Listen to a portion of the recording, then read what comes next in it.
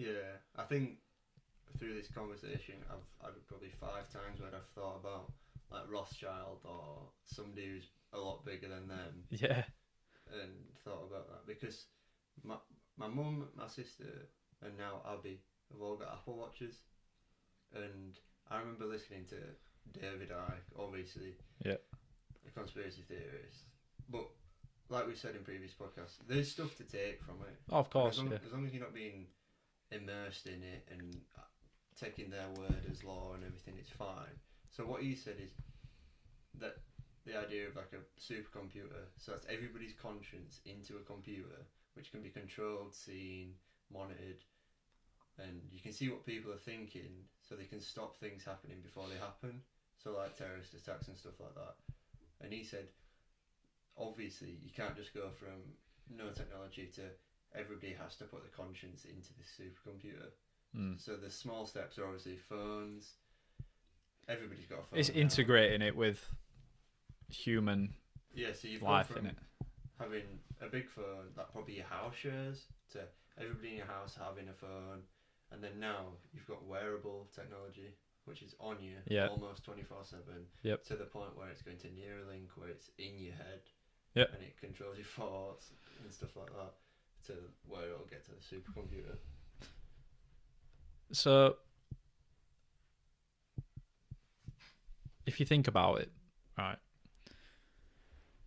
the reasons why all these huge companies are where they are now is because they know how to sell things to you and me, general public, right? How do they know how to sell things? They've got data on everyone.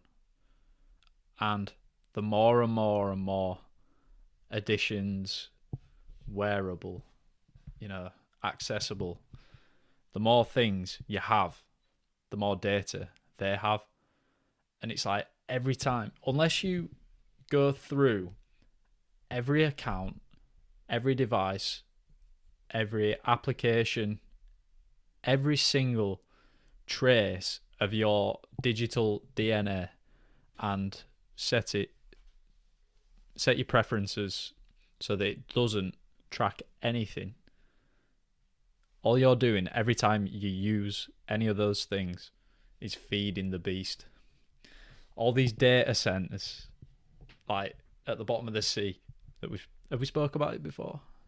No. So there's like just rooms, probably acres of just data centers with things like as tall as this room, tracking everything, right? It's like servers, every person who goes in, out, how long they're there, what they look at, everything.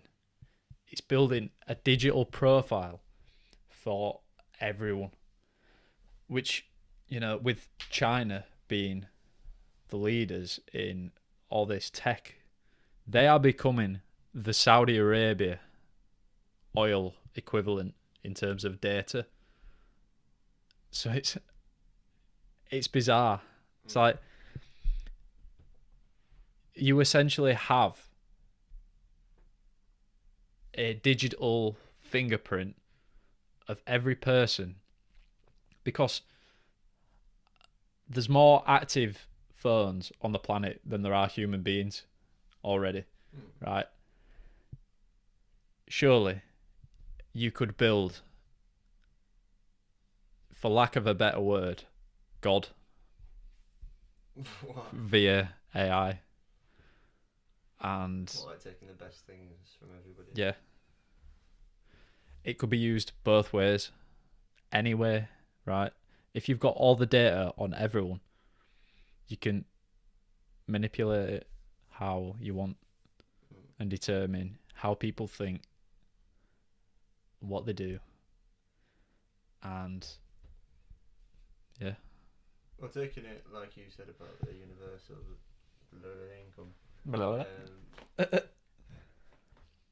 there is positives to cookies and everything like that. Like yesterday, I got an advert for this stuff on ProDirect. So I went onto ProDirect, found some boots, found some gloves that I liked, and I'm like, yeah, I'll give it a week or something and I'll see if I come back to it. And then I got an advert for Sports Direct saying they've got an extra 20% off sale items on football. I went on Sports Direct, found the same boots, gloves for cheaper, on discount, and got a better deal. And obviously, in a very small section, that is a very beneficial thing. I saved myself like 20 quid. But is that not just a really scaled down version of this universal income concept that we've been talking about? Let me explain. So,